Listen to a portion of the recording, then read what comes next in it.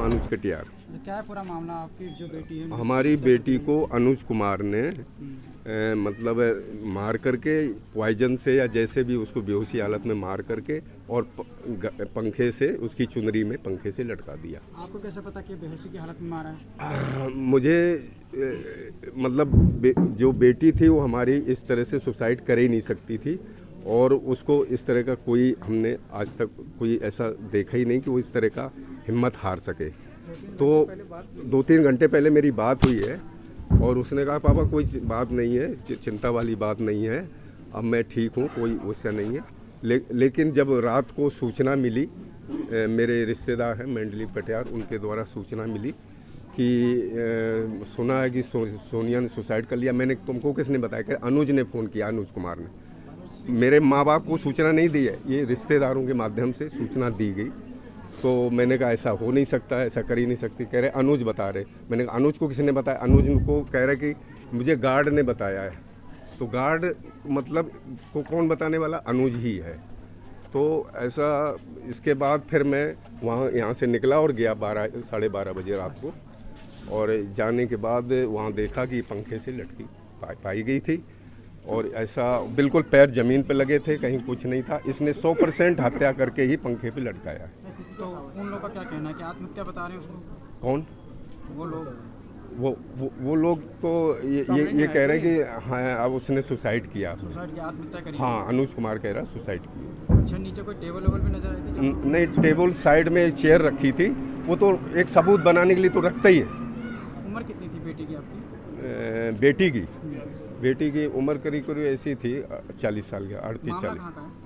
मामला है ये golf home sector 4 Amrapali golf home, और ये बी ब्लॉक मकान नंबर 703। नोएडा का मामला है? Greater Noida, best. Greater Noida. हाँ, बेस्ट। और मरने से पहले बेटी से आपकी बातचीत? हाँ, 2-3 घंटे पहले बात हुई थी। मैं गांव से आ रहा था कानपुर से, और मैं ये यमुना एक्सप्रेस वे पे था, ये जेवर प्लाजा टोल के सामने। तो इसके बाद मेरी बात हुई, बोला पापा ठीक है। मैंने कहा तुमने वहाँ उसके ऑफिस में जाके क्यों, मतलब एक लड़की को इसके गलत संबंध है, काजल बोल के, काजल कश्यप, दामाद है, हाँ उसके हाँ लड़की से गलत संबंध है उसके, उसी बात को लेके झगड़ा होता रहता था हमारी बेटी और इसमें। अच्छा, कितने बच्चे हैं आपकी बेटी के? हाँ, एक लड़का एक लड़की।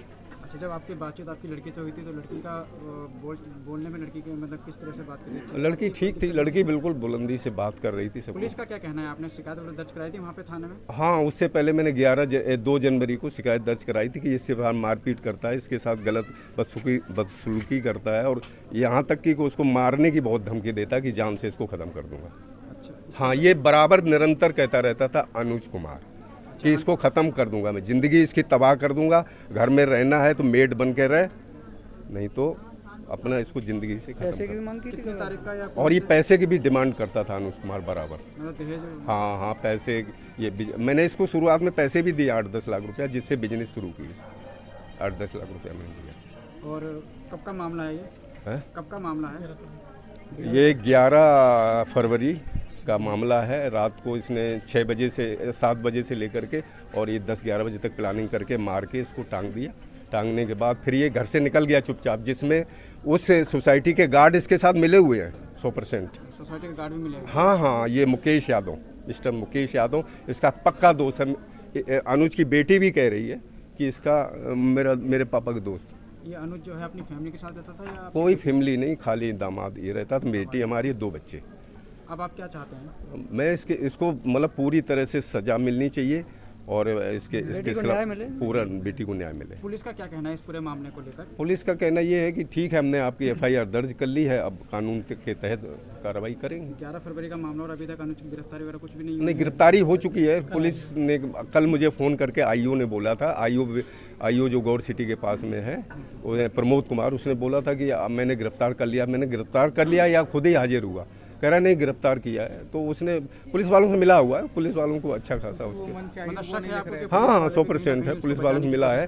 जो हम FIR दर्ज कराना चाहते थे उस तरह की FIR दर्ज नहीं हुई मेरे मन में। FIR में क्या दिखाया उन्होंने? अब FIR में मैंने तो ये कहा था कि इसने मार के ऐसे इस तरह से टांगा है, लेकिन वो कह रहे थे कि हो सकता है कि संदेह पूर्वक, तो आपको संदेह है? मैंने कहा संदेह नहीं है, 100% है कि इसने मार के टांगा है। पहले भी इनकी लड़ाइयाँ होती रहती थी? हाँ, पहले लड़ाइयाँ हुई हैं, कई बार होती रहती। तो उसकी मैंने 2 जनवरी 24 को FIR कराई है थाना बिसरक में, जिसकी मेरे पास कापी है, रिपोर्ट कापी। हाँ सर, क्या कहना है?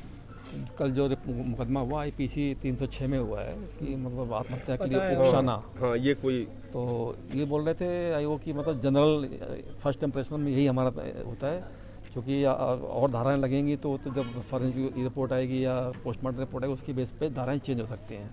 तो अभी आप जिस आप लिखवाओगे तो लिखने से कोई फ़ायदा नहीं है, क्योंकि आप फिर प्रूफ नहीं दे पाओगे, कोर्ट पूछता है। तो हम लोगों को थोड़ा ये डाउट हुआ कि अपनी सेफ्टी के लिए हमें जैसा ये बता रहे हैं, क्योंकि टेक्निकली उनको बेटर पता है, हम लोग तो एक नॉर्मल इंसान हैं, तो अपने हिसाब से ही चीज़ें वो हमें गाइड कर रहे थे।